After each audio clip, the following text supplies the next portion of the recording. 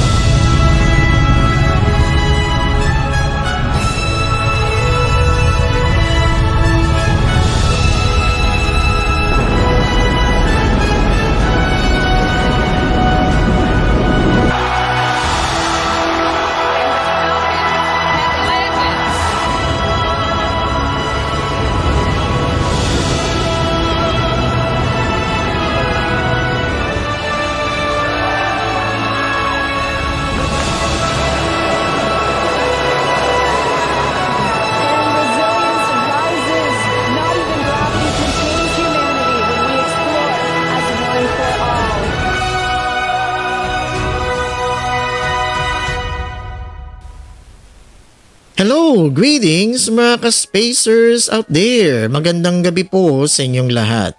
This is your ka-spacer and space commander, Professor June Cajigal from the BEDAN Society of Young Astronomers, welcoming you to this episode of Space, the Final Frontier. Our objective, our intention here in Space, the Final Frontier, is to inspire young minds to love the sciences, especially astronomy. Now, for this episode of Space, the Final Frontier, we will be focusing on the history of Project Apollo, the lunar landings. So if we have any questions or comments or reactions later about our online lecture, please feel free to type in your comments, your reactions, and your questions in our comment section below. Wag po kayong mahiya, and we will be very happy to answer all your questions and queries. So tara na mga ka-spacers, and let us go where no man has gone before. Greetings mga ka-spacers out there. Magandang gabi po sa inyong lahat. This is your Kaspacer and Space Commander, Professor June Cajigal from the BEDAN Society of Young Astronomers, San Beda University, Manila. And I would like to welcome everybody to this online lecture entitled The History of Project Apollo.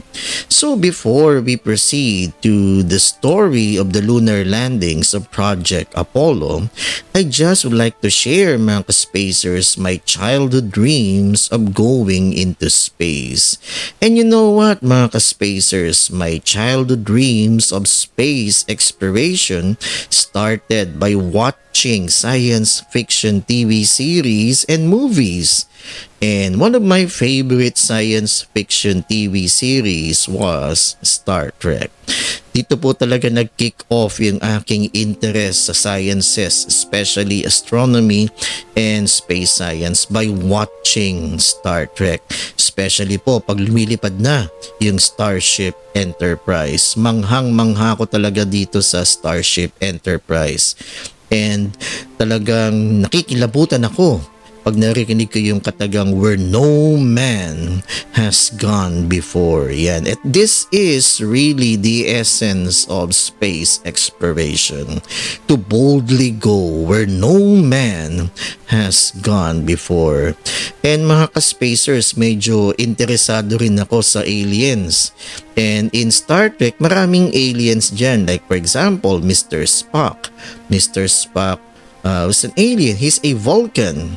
So ayan po. So Star Trek really kicked off my interest in the sciences, especially astronomy. Now, another science fiction TV series that really caught my interest in studying the sciences, especially astronomy, was Thunderbirds Are Go. So the story of the science fiction TV series revolves around the secret organization called International Rescue. And did you know, mga Kaspacers, that the characters in this TV series ay hindi mga tao, but they are called marionettes. So parang mga puppets po sila. And what really amazed me are the machines na ginagamit nila for their rescue operations. So talagang manghang-mangha ko. Ang galing ng mga machines na ginagamit nila for their rescue operations. So that's Thunderbirds Are Go. And there was one particular episode na talagang namangha ko, and that was the episode wherein this machine called Zero X was assembled and nagpunta po ito sa Mars. So that's Thunderbirds Are Go. Now, another science fiction TV series that really inspired me to study the sciences was this TV series entitled UFO. Now, the story revolves around aliens invading planet Earth. And there was the secret organization called Shadow that will intercept and destroy these alien invaders. Shadow is the acronym for Supreme Headquarters Alien Defense Organization. And did you know, mga Kaspacers, ang nakakamangha dito are the machines that they use to intercept and destroy these alien invaders. So meron silang moon base. That is their first line of defense, to intercept and destroy these aliens. Pag nakalusot sila sa moon base, meron pang second line of defense. So ito yung tinatawag nilang skydiver. So para siyang submarine, then may eroplano na lalabas dyan sa submarine na yan. So isn't that fascinating, mga Kaspacers? Ang galing na itong TV series na UFO. So mga Kaspacers, before we proceed to our main agenda on the history of Project Apollo, I just would like to share one more science fiction TV series that really inspired me to love the sciences, especially astronomy. And that was Space 1999. The story revolves around the moon base called Moon Base Alpha. And in the year 1999, the nuclear facility of Moon Base Alpha exploded. The intensity and the force of the explosion pulled the moon out of its orbit around the Earth. And what is so amazing mga ka-spacers are the moon machines na ginamit nila dito in this TV series. Like their main transport called Eagle. So ito yung Eagle that is their main transport in going around the moon and beyond. And this is the Moon Base Alpha. Ito yung kanilang lunar colony called Moon Base Alpha. This was their main bridge or main mission, yung parang command center ng Moon Base Alpha. Yan, that's the Eagle transport. And yan, that's Commander John Koenig of Moon Base Alpha. So mga ka-spacers, I hope that sharing of mine had inspired you to love the sciences, especially astronomy, and I hope that sharing of mine also inspired you to dream of going to the moon or going into space and beyond. Now, what about man's dream of going to the moon or going to space started? How did man's dream of going to the moon or even going to space started? So did you know mga ka-spacers that it all started with the Chinese? When the Chinese invented gunpowder, eventually they were able to produce rockets. Yes, mga ka-spacers, the Chinese invented rocketry, and rockets were used by the Chinese as fireworks. And there was this legend called the One Who's rocket chair. So ito, may isang philosopher, Chinese philosopher, na may upuan with rockets strapped into his chair. When all those rockets were ignited, One Who's chair was propelled upwards. So ito yung legend ng first spaceman, tong Chinese na to, si One Who. That's the legend of One Who's rocket chair. So mga ka-spacers, that was the legend of One Who and his rocket chair. And what's amazing mga ka-spacers is that One Who was considered as the first Chinese astronaut. Now, One Who, the Chinese astronaut, attempted a flight to the moon using a large wicker chair which I mentioned a while ago, to which were fastened 47 large rockets. 47 assistants, each armed with torches, rushed forward to light the fuses. In a moment, there was a tremendous roar, accompanied by billowing clouds of smoke. When the smoke cleared, the flying chair and One Who, the Chinese astronaut, were gone. So they assume na nakalipad nga si One Who at nakapunta siya sa buwan. So that was the Chinese legend of One Who. Also, there was a novel written by Jules Verne entitled From the Earth to the Moon. And in this novel by Jules Verne, From the Earth to the Moon, it focuses on a group of obsessive American Civil War veterans, members of the Baltimore Gun Club, who conceived the idea of creating an enormous cannon in order to shoot a space bullet to the moon from a site in Florida. So that bullet with its occupants was inserted in this giant cannon, and that cannon was aimed towards the moon. And when that cannon was fired, that bullet with its occupants went straight towards the moon. So that was how Jules Verne illustrated a trip to the moon through his novel From the Earth to the Moon. Now, that book, written by Jules Verne, From the Earth to the Moon, had inspired many young scientists to dream also of going to the moon, of going into outer space. And one of them was a young scientist by the name of Robert Goddard. Robert Goddard was so inspired by that book written by Jules Verne. He also dreamt of going to the moon. And with that inspiration, he built the world's first liquid-fueled rocket. Here is a photo of Robert Goddard together with some of his engineers constructing his liquid-fueled rocket. Liquid-fueled rockets consist of a fuel and oxygen, or called oxider, in liquid form. They are combined in a combustion chamber and ignited. Now, solid-fueled rockets like the one made by the Chinese, yung mga fireworks nila, consist of a fuel and oxider that are pre-mixed in solid form. Once the solid fuel is ignited, it cannot be controlled or turned off. Unlike liquid-fueled rockets, liquid-fueled rockets can be controlled or can be turned off. Now, like what I mentioned, Robert Goddard was so inspired by the ideas from that book, From the Earth to the Moon, written by Jules Verne.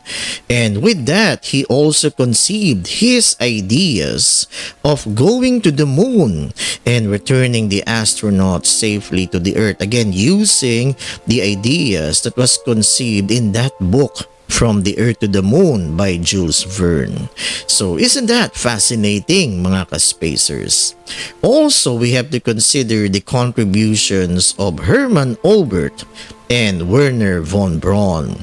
Now, Wernher von Braun, together with Oberth, they developed the V2 rocket using again the design of Robert Goddard's liquid-fueled rocket.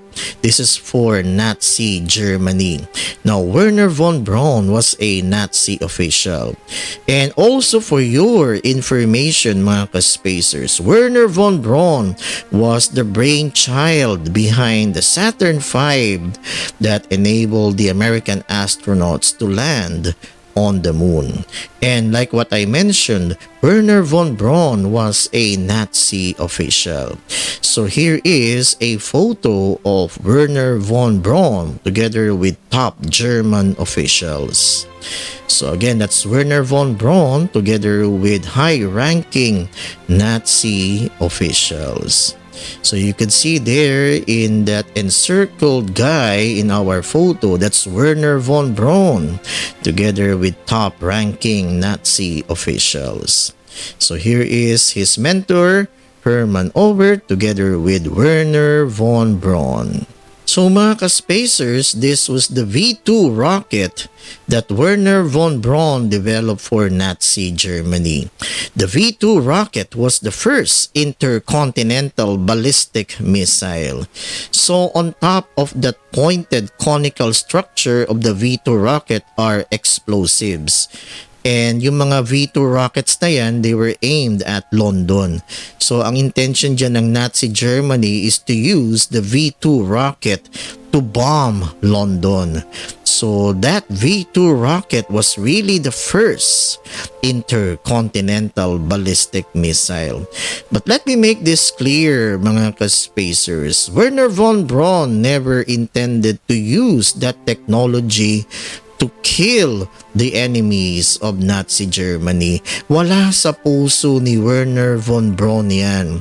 Wernher von Braun really dreamt of going into space. Yun lang ang nasa utak niya. He really dreamt of going into space. Yun nga kanyang obsession. And he was only using the resources of Nazi Germany to fund his research on the V2 rocket. Yun lang naman ang intention niya. And he really had this obsession of going into space. In fact, the V2 rocket had already reached the so-called Kármán line. So itong Kármán line is the so-called boundary of outer space. And the Kármán line is in the thermosphere. So the V2 rocket was able to reach the Kármán line. So what am I saying, mga ka-spacers? What I'm trying to say is that the V2 rocket was able to reach outer space. So yan na, natutupad na ni Wernher von Braun yung kanyang dream of going into space. The V2 rocket was able to reach the Kármán line, which is the beginning of outer space. Now, to further refine the technology behind the V2 rocket and to fulfill his dreams of going into space, decided to surrender. So here is a flowchart showing kung paano nag-surrender sila Wernher von Braun. So we have here Nazi German rocket scientists, kasama na dyan si Hermann Oberth and Wernher von Braun. Now Wernher von Braun, together with Hermann Oberth and some other rocket scientists, they surrendered to the United States through Operation Paperclip. Then another group of Nazi German rocket scientists led by Helmut Gottrup surrendered to the Russians, to the Soviet Union. So dito na nagsimula yung parang conflict between the Russian space program and the American space program. So there, mga ka-spacers, that's how Wernher von Braun surrendered to the United States through Operation Paperclip. And here is a photo of Wernher von Braun talking to some of the top officials of the United States Army. So that's how Wernher von Braun surrendered to the United States. And Wernher von Braun would eventually become a key figure in the development of the American space program. Now, yung counterpart ni von Braun na si Helmut Gottrup medyo nagpakitang gilas in the development of the Soviet space program. And on October 4 of 1957, the Soviet Union sent into orbit the first artificial satellite, Sputnik 1. The launch of Sputnik 1 had captured the world. Sputnik 1 is nothing more than a metal sphere, and inside is a radio transmitter producing a beeping sound. So pag yan ay dumaan sa United States, medyo natatakot yung mga Amerikano.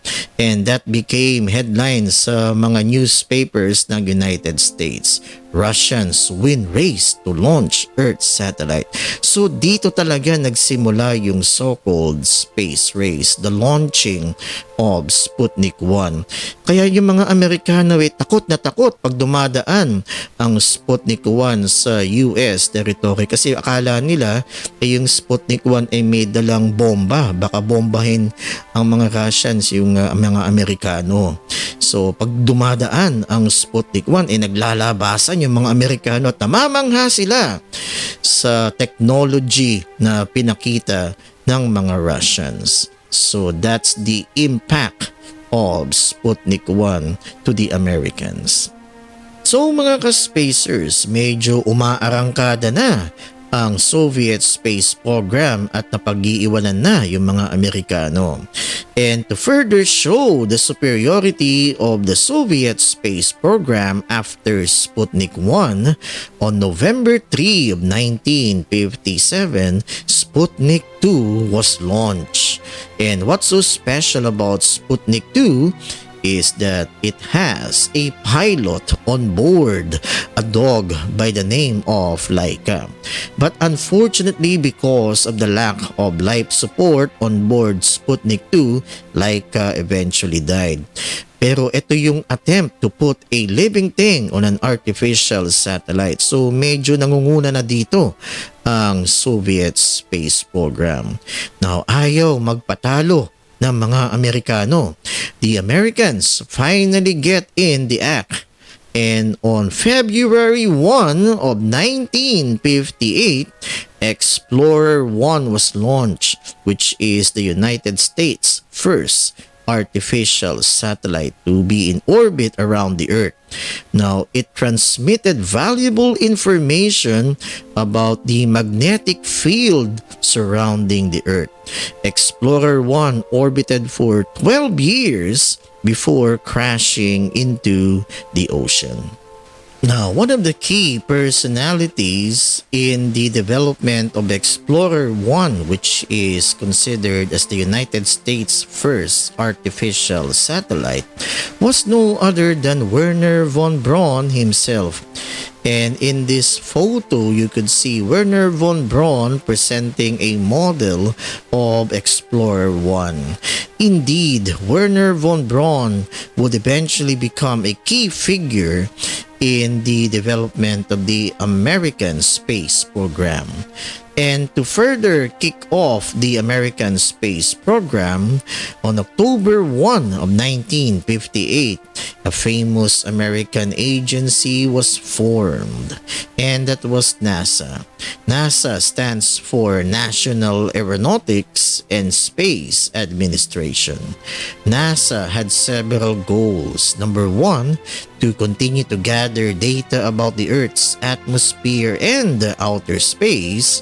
Number 2, to test new technologies for launching rockets. And number 3, ito yung nakakasindak talaga, to beat the Russians. So those are the goals of NASA. And in 1959, to kickstart the American space program with NASA at the helm, in 1959, NASA began the search for test pilots for the new manned spaceflight program. And that spaceflight program was called Project Mercury. So Project Mercury was the first manned spaceflight program of NASA. And everybody kindly zoom in on this photo of the so-called Mercury 7 astronauts. The first 7 NASA astronauts for Project Mercury was announced on April 9 of 1959.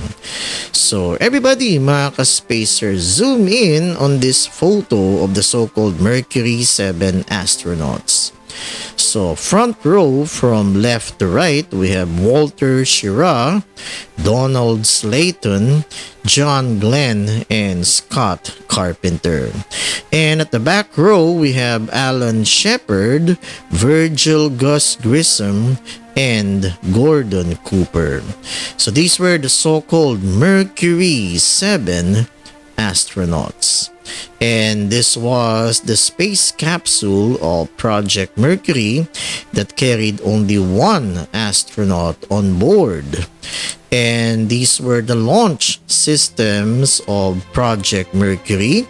We have the Redstone rocket and the Atlas rocket. Both Redstone and Atlas were intercontinental ballistic missiles that was converted into the launch systems for Project Mercury. Now, even though NASA had already jump-started its space program through Project Mercury, NASA will receive another blow from the Soviet Union. Why? Because Russia sends its first man into outer space, and that was Yuri Gagarin on April 12 of 1961 on board Vostok 1. Vostok 1 blasts off and Yuri Gagarin returns nearly 2 hours later after completing one orbit around the Earth and parachuting from a few miles off the ground. So the Soviet Union is now ahead of the space race. Yuri Gagarin became the first man into outer space. Pero ayaw magpatalo ng mga Amerikano. So the Americans, through Project Mercury, puts the first Americans into space.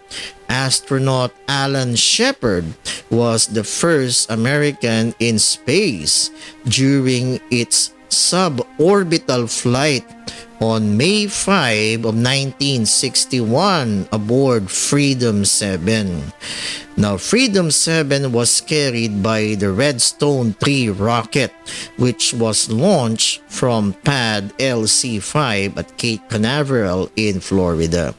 So, let me make this clear, mga ka-spacers, that Alan Shepard was the first American in space. He was able to reach the Kármán line, but his flight was only suborbital aboard Freedom 7. Hindi po siya nag-orbit around the Earth because the Redstone rocket was not powerful enough to put Alan Shepard in orbit around the Earth, but he was able to reach the Kármán line. Therefore, Alan Shepard was the first American in space.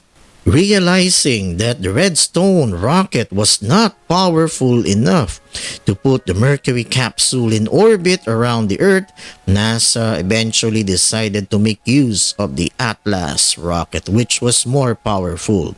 And astronaut John Glenn became the first American to orbit the Earth on February 20 of 1962 aboard Friendship 7 that was launched by the Mercury Atlas 6 rocket. So that was John Glenn. John Glenn was the first American to orbit the Earth. Now, hindi magpapatalo ang mga Russians.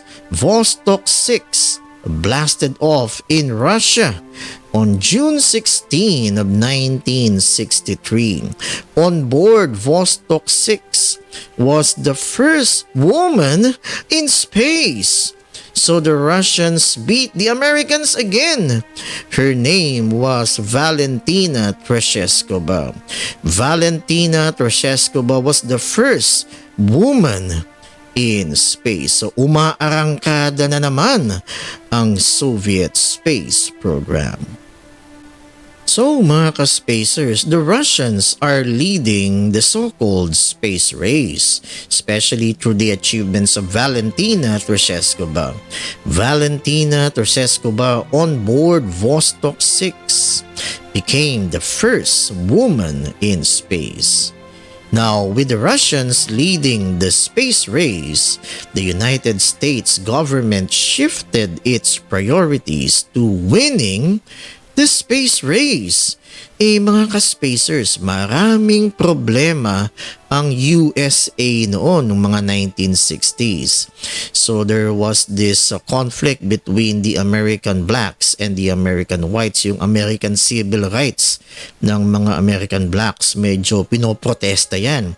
And we know in history, si Martin Luther King, siya yung nangungunang aktivista ng mga American blacks in the fight for American civil rights ng mga American blacks. Plus, you have to include also the Vietnam War. So, maraming problema ang USA noon.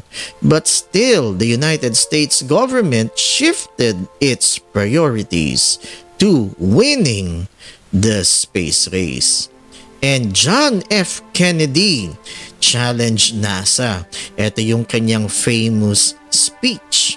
So sabi ni John F. Kennedy, I believe this nation should commit itself to achieving the goal before this decade is out of landing a man on the moon and returning him safely to the earth. That was John F. Kennedy's historic challenge. Yan sa American people. I believe this nation could commit itself to achieving the goal before this decade is out. Dapat bago matapos yung 1969, they would be able to land a man on the moon and returning him safely to the earth. So that was the famous speech of John F. Kennedy. So inutusan ni John F. Kennedy ang NASA. Let's aim for the moon, sabi ni John F. Kennedy. Let's aim for the moon. Let's beat the damn Russians. Pero ang tanong, kay James Webb. Si James Webb at that time was the administrator ng NASA. Ang tanong ni James Webb, how do we get to the moon and back? Wala pang technology that will enable man to go to the moon and return him safely to the earth. So they will have to do that from scratch. So that was now the challenge of John F. Kennedy. NASA must be able to develop new technologies so that they can achieve the goal before the decade is out of landing a man on the moon and returning him safely to the earth. So at this point, let us now study the rocket that was used to carry the astronauts to the moon and return him safely to the earth. Now, the rocket that was used was the mighty Saturn V, and it was Wernher von Braun who became the key figure in the development of the mighty Saturn V. You could see here Wernher von Braun together with John F. Kennedy, and in this photo you could see John F. Kennedy discussing some things with Wernher von Braun. Alright, and here is a photo of Wernher von Braun with his mentor Hermann Oberth. Now, the Saturn V launch vehicle is composed of 3 stages. On top of the mighty Saturn V was the Apollo spacecraft. And for your information, mga ka-spacers, the Saturn V is about 363 feet tall. Mas mataas pa ang Saturn V as compared to the Statue of Liberty and the Big Ben sa London. So that's how immense Saturn V is. Saturn V is still the largest rocket ever built by man. And the Saturn V launch vehicle again is composed of 3 stages. Now, multi-staging is important following Newton's second law. If you are familiar with Newton's second law of motion, so the first stage will carry or will lift the entire weight of the rocket. Once the fuel of the first stage runs out, the first stage is jettisoned, the second stage will continue, so magiging mas magaan na. And we know from Newton's second law, the lighter the object, the faster is the acceleration. So that's the Saturn V multi-staging concept. Alright, and this is the Apollo spacecraft. So you could see here the command module. So nandyan yung mga astronauts. And you have here the service module, which contained oxygen and life support for the astronauts. And you have the lunar module.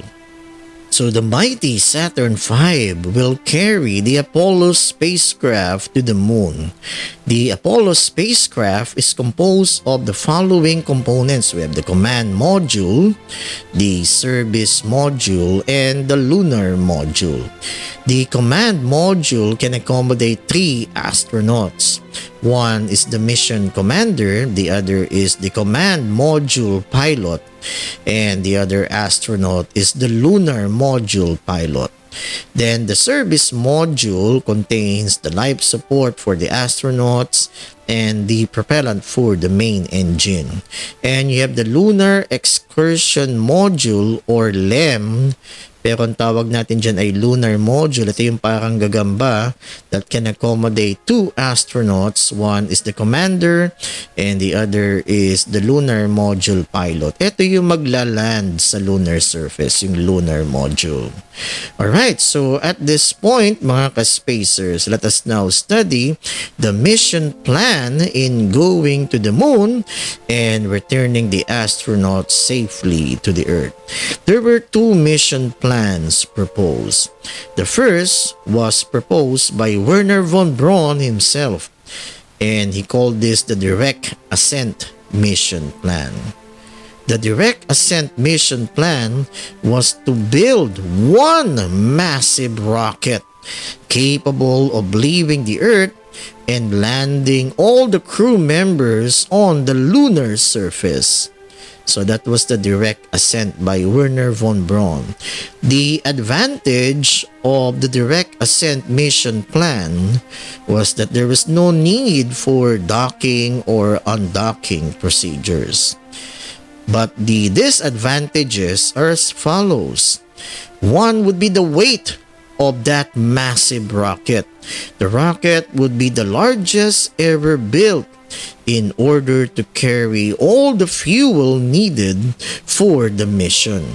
The plan also meant that the astronauts would be stranded on the moon if a serious malfunction occurred after landing. So that was the direct ascent authored by Wernher von Braun.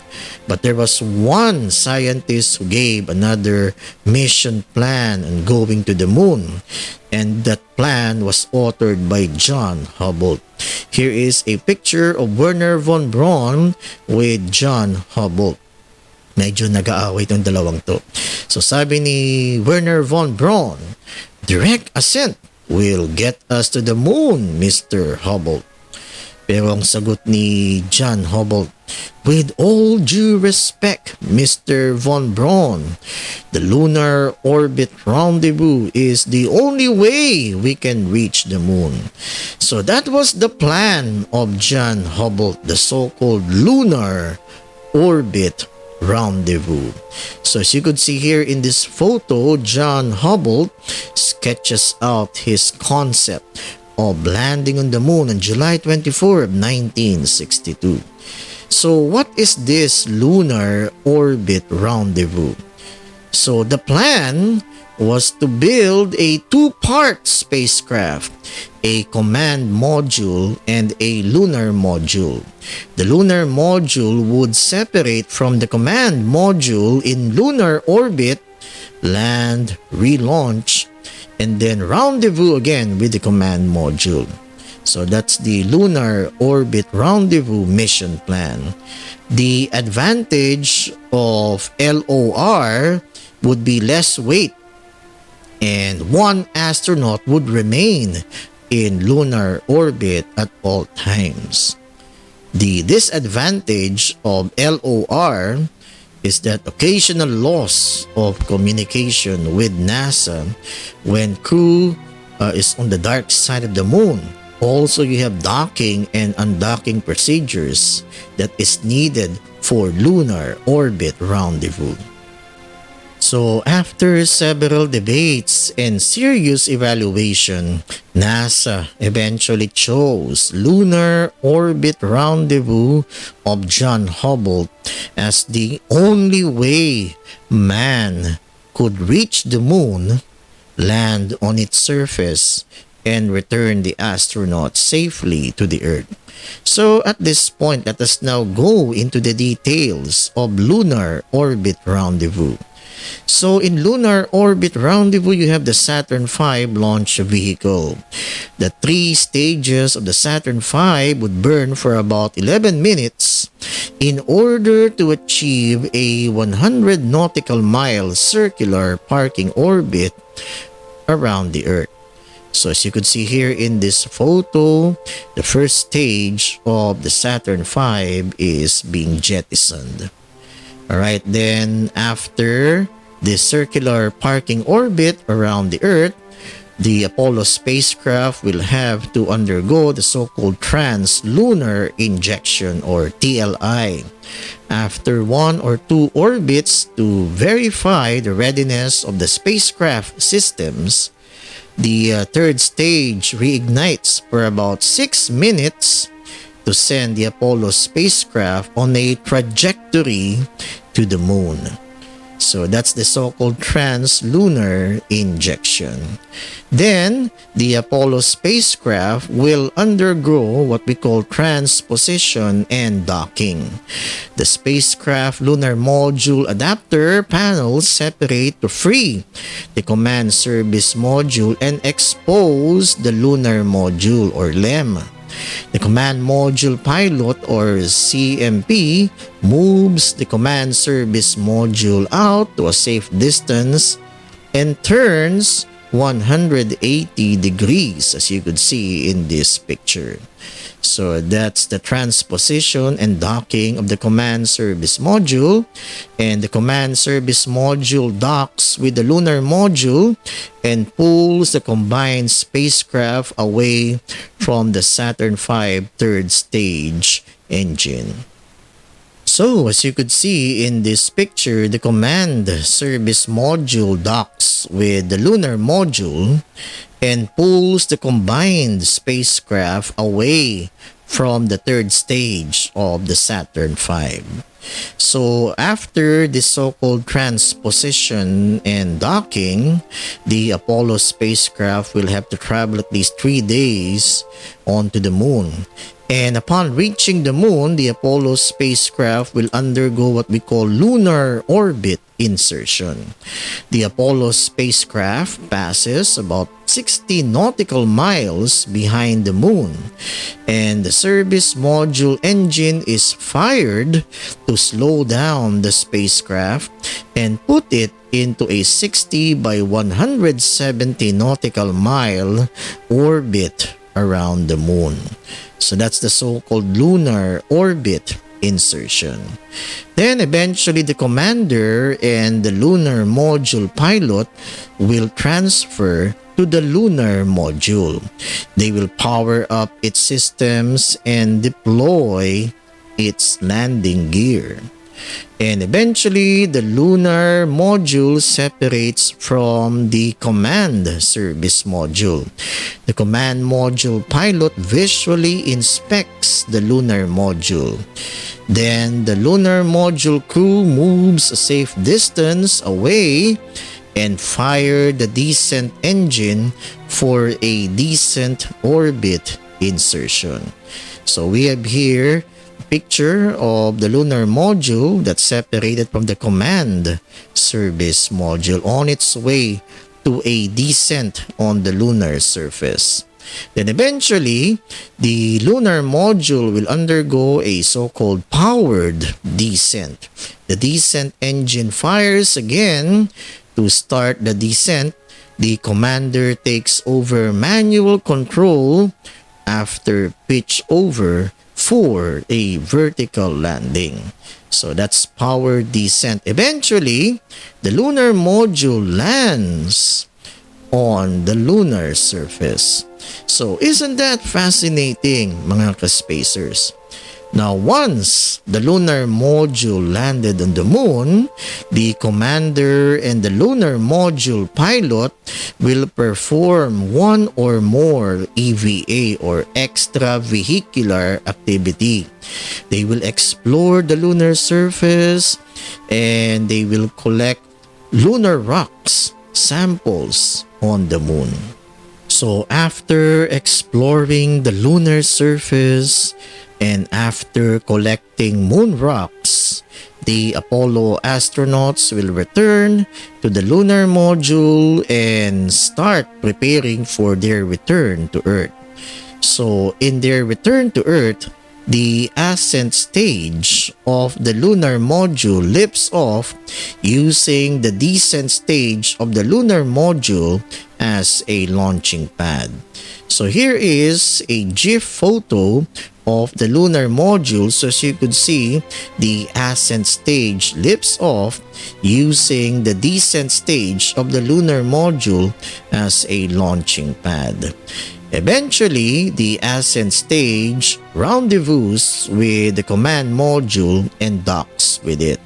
The lunar module rendezvous and docks with the command service module. As you could see in this animation, the ascent stage docks with the command service module.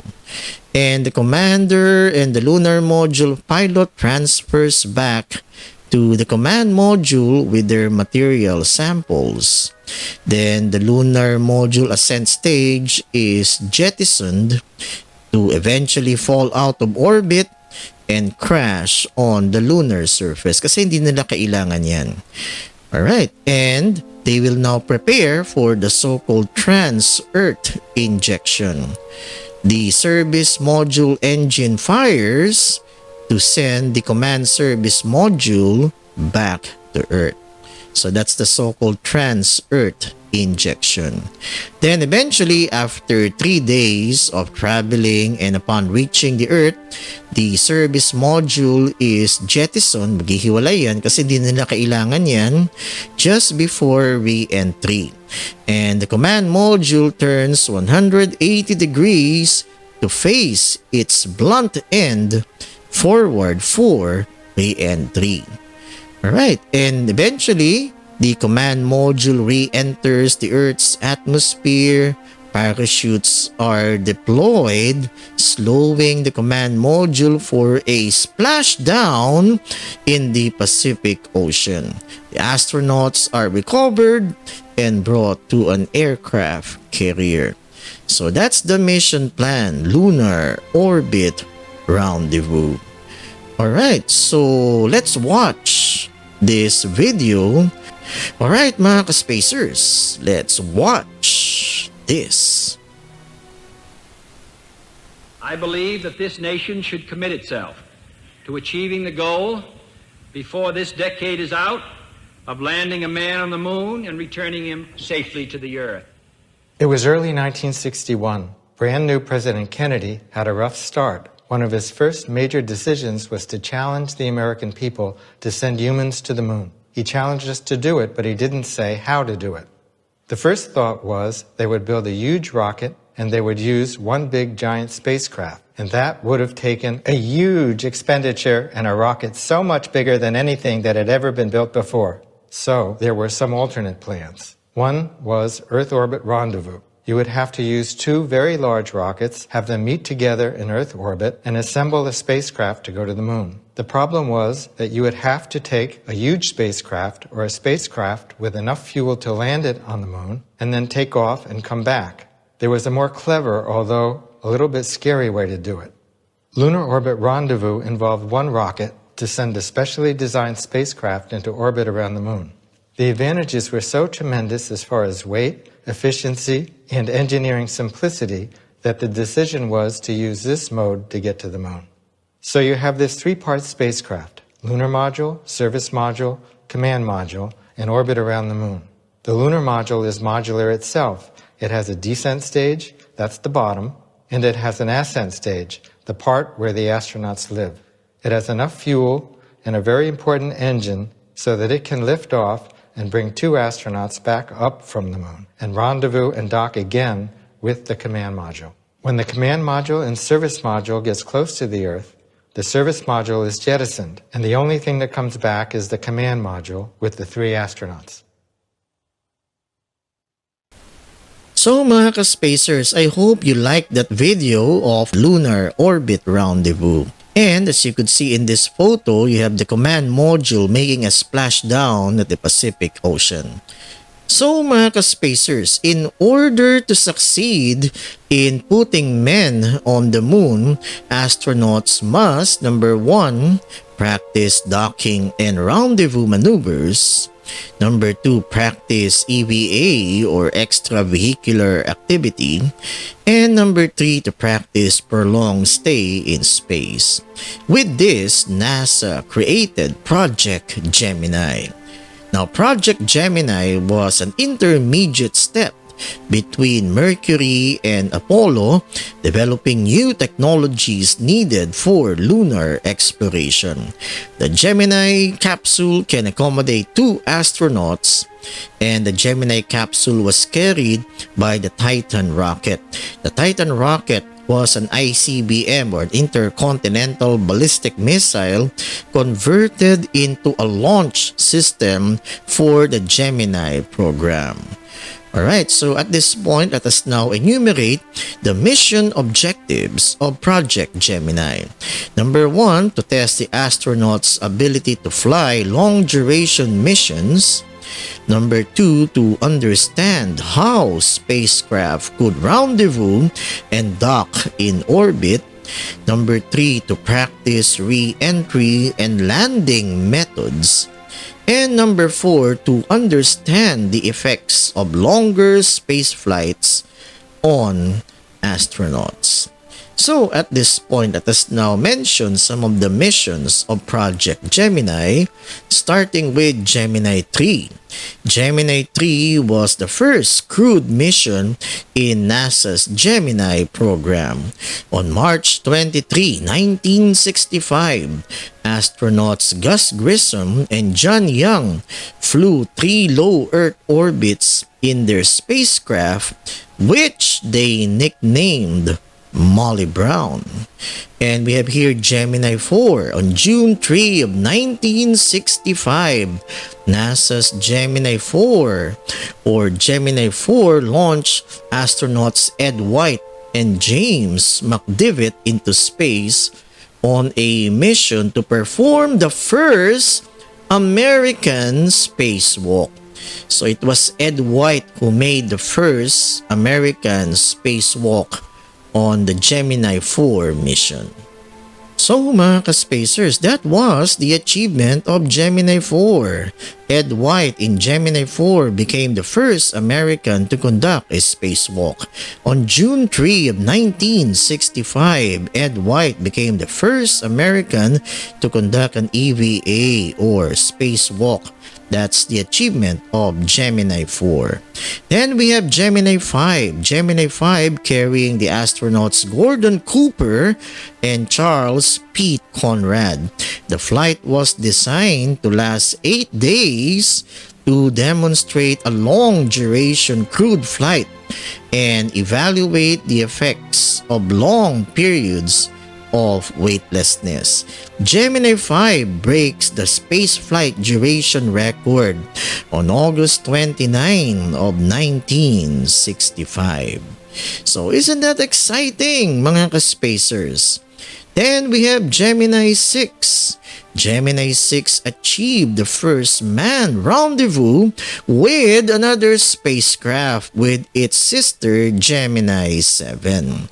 So on December 15 of 1965, Walter Schirra and Thomas Stafford on Gemini 6 and Frank Borman and James Lovell on Gemini 7 accomplished the first space rendezvous. Gemini 6 here in this photo views Gemini 7. Now here are some photos of that famous rendezvous between Gemini 6 and Gemini 7. So isn't that fascinating, mga ka-spacers? So that's Gemini 7 with Frank Borman and James Lovell. Gemini 7 on December 4 of 1965 made the first orbital rendezvous mission with Gemini 6. And here is Frank Borman and James Lovell. Now, Gemini 7 also has a special mission. Gemini 7 is planned to be a long-duration flight investigating the effects of 14 days in space on the human body. Gemini 7 conducts 20 experiments, the most of any Gemini missions, including studies of nutrition in space. So that's Gemini 7. Now, right after the success of Gemini 7, NASA launched Gemini 8. On March 16, 1966, NASA astronauts Neil Armstrong and Dave Scott performed the first link-up of 2 spacecrafts together in Earth orbit. So you have the Gemini 8 capsule linking up with the Agena rocket. Now, this milestone would prove vital to the success of future moon landing missions. So here is an illustration of that link up between the Gemini 8 capsule and the Agena rocket. Now, during the course of the mission, the spacecraft maneuvering thrusters malfunctioned, and this caused Neil Armstrong and Dave Scott's capsule to tumble out of control.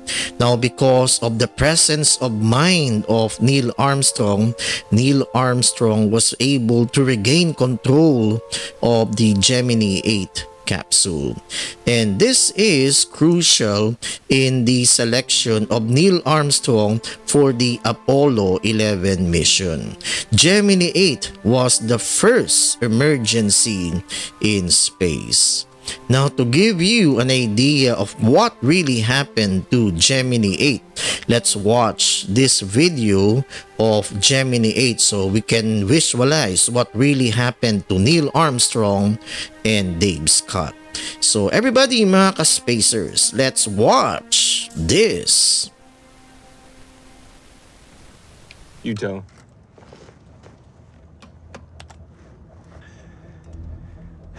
Houston, we're station keeping on the Agena about 150.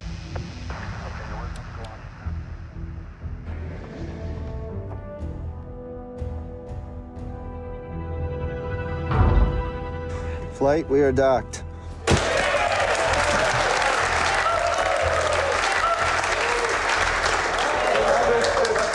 Someone call Cronkite. Have them tell the Soviets that they can go screw. Get them on the phone, man. Gemini 8, we're about to have loss of signal. We'll pick you up over the hill for Dave's EVA.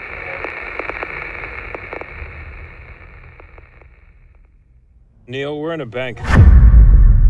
Shut off the Agena's control system. Code 400. Agena control system shut down.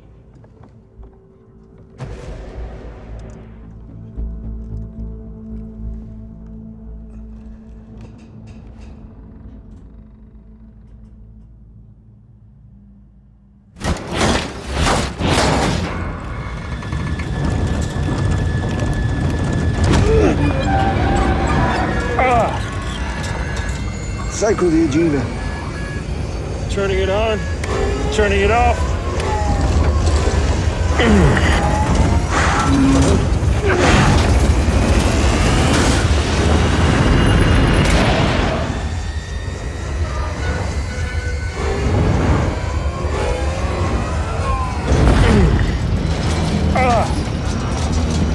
I'm gonna cycle the Acme and the propeller motor valves. Switching ADL to pitch. RL to pitch.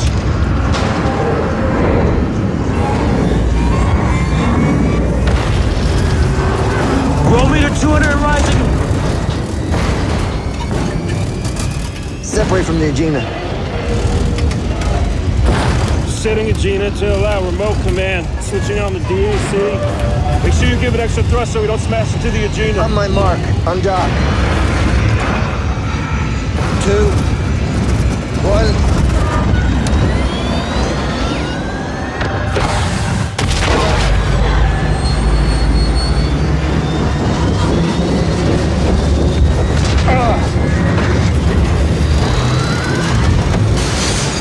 Home's propellant 13%. It's not the Agena, it's us.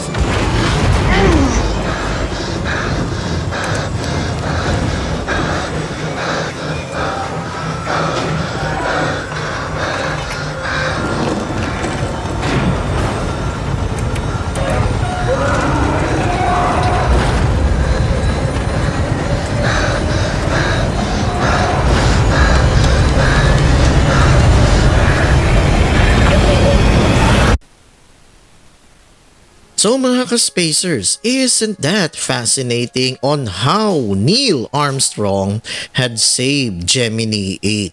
Because of his presence of mind and training, Neil Armstrong was able to regain control of the Gemini 8 capsule. Now, right after Gemini 8, NASA launched Gemini 9.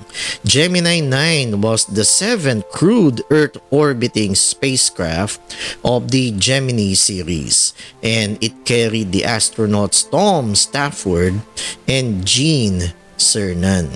The primary mission objectives of Gemini 9 were to demonstrate the following. Number 1, rendezvous techniques and docking with a target vehicle to simulate maneuvers, to be carried out on future Apollo missions. Number 2, an extravehicular activity or EVA or spacewalk to test the astronaut maneuvering unit or AMU. And number 3, precision landing capability. Here is an illustration of that AMU unit that was tested by Gemini 9. So right after the success of Gemini 9, NASA launched Gemini 10. Gemini 10 carried the astronauts John Young and Michael Collins. So in this photo, we have John Young and Michael Collins. By the way, Michael Collins will be selected as part of the Apollo 11 crew. And Gemini 10 completed rendezvous with 2 separate targets, retrieve an experiment package from another orbiting object, and Michael Collins became the first person to visit another spacecraft in orbit. So isn't that fascinating, mga ka-spacers? All were designed as stepping stones in preparation for the Apollo moon landings to follow. So those were the achievements of Gemini 10. So this is Gemini 10, a Gina target docking vehicle in the photo. Alright, then we have Gemini 11. Gemini 11's flight remains notable for achieving the highest altitude in orbit ever recorded using the thrust rockets from the Agena target vehicle. Now, the Gemini 11 capsule was piloted by Dick Gordon on the left of our photo and command pilot Charles Pete Conrad. And again, Gemini 11 has achieved the highest altitude in orbit ever recorded. And lastly, we have Gemini 12. Gemini 12 was the final flight of the Gemini series, which bridged the Mercury and the Apollo programs. This mission carried astronauts Jim Lovell and Edwin Buzz Aldrin. Now, Edwin Buzz Aldrin later would be selected as part of the crew of Apollo 11. Now, these astronauts was scheduled to perform rendezvous and docking with the Agena target vehicle to conduct 3 extravehicular activities or EVA operations. So that's Gemini 12. And here we have a photo of Buzz Aldrin doing an EVA. Agena target vehicle 5001A was launched on November 11, 1966 at 7:08 p.m. UTC from Launch Complex 14 at Cape Canaveral. Meant to serve as a docking target for Gemini 12, it was originally the ground test article and not meant to fly. Rather than order a new Agena though, the program just decided to refurbish this one and launch it for this last mission of the Gemini program. On its way to orbit though, the Agena seemed to have a brief, mysterious issue with pump performance, but there were conflicting readings. Since they were aware this was a refurbished article, that anomaly was spooky enough to lead to the cancellation of a plan to use the Agena engine to boost Gemini 12's orbit, as had been done on previous missions. Since that had already been demonstrated successfully before, it wasn't a big loss to the mission plan, and it was a solid safety measure. As it turned out, Mission Control tried to fire the Agena engine after Gemini 12's return, and it simply refused to start. That wasn't the only problem with this Agena though, as the rendezvous radar would also send messed up information to Gemini 12, requiring the astronauts to dock manually. Gemini 12 was launched one orbit or roughly 1.5 hours after Agena at 8:46 p.m. UTC from Launch Complex 19. It carried Jim Lovell on his second spaceflight and Buzz Aldrin on his first. Buzz was an unconventional astronaut in that, while he had been a fighter pilot who flew combat missions in Korea, he had never been a test pilot, and felt excluded from the test pilot club that dominated NASA's manned spacecraft program. He also had a doctorate in astronautics from MIT, the first astronaut to have a doctorate, and was viewed as more of a scientist, an egghead if you will. He specialized in rendezvous and maneuvers in space, and crafted the methods for manual rendezvous that other missions had been testing. In this mission, with the radar messing up and him finally getting to fly after being left on the bench for so long, he finally got to put his theories into direct practice and managed the rendezvous with minimal propellant usage. Aldrin also had the task of conducting 3 spacewalks, EVAs, that NASA hoped would solve the problems they'd been having with astronauts working in space. He had been the backup to Gene Cernan for Gemini 9A, the first flight to have EVA problems, and now Cernan was his backup. So he was the first to fly with close knowledge of what happened there and the time to train for it. He also was the first to be able to use underwater training, which had been advocated by Mercury astronaut Scott Carpenter and built largely to prepare for Skylab, America's first space station, and a planned offshoot of the Apollo program that was already in active development. You see, the Apollo lunar missions were not expected to require zero-gravity spacewalks unless there was an emergency. All the EVAs were going to be on the lunar surface with 1/6 gravity. Skylab was another matter, though. So Aldrin had solid underwater experience, but also, critically, handholds and foot restraints. The input from both Mike Collins and Dick Gordon had been clear about the need for these. As a result, Aldrin completed 3 EVAs, 2 of which were the easier stand-up EVA types, while 1 was a 2-hour full EVA, and completed them successfully with minimal exertion.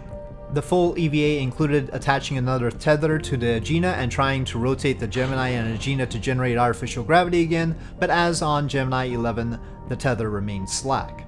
With this last Gemini mission, NASA felt it had finally confirmed that astronauts could effectively work without the presence of gravity, though much more work would need to be done to refine techniques. Well, I guess that's about it for part 1 of our online lecture entitled The History of Project Apollo. Please stay tuned for part 2 of this talk of the history of Project Apollo.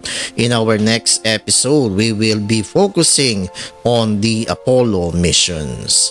So always stay tuned to our program Space, the Final Frontier, and shout out sa ating mga kasuki natin out there, mga ka-spacers na laging nakatutok dito sa ating programa.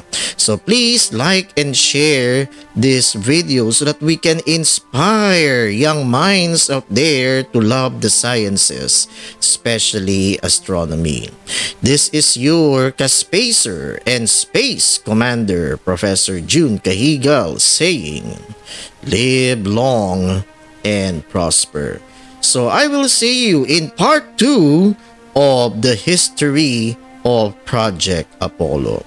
Always stay safe and goodbye everybody. See you in part 2 of the history of Project Apollo. It's 1 small step for man, 1 giant leap for mankind.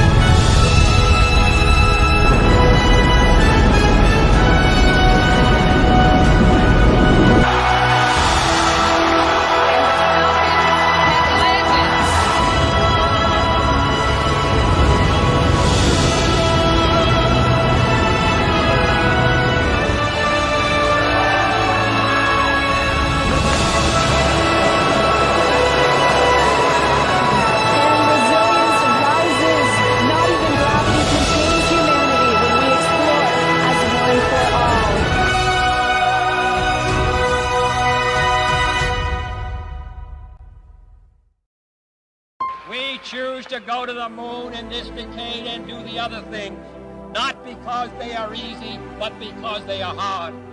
Because that goal will serve to organize and measure the best of our energies and skills. Because that challenge is one that we're willing to accept, one we are unwilling to postpone.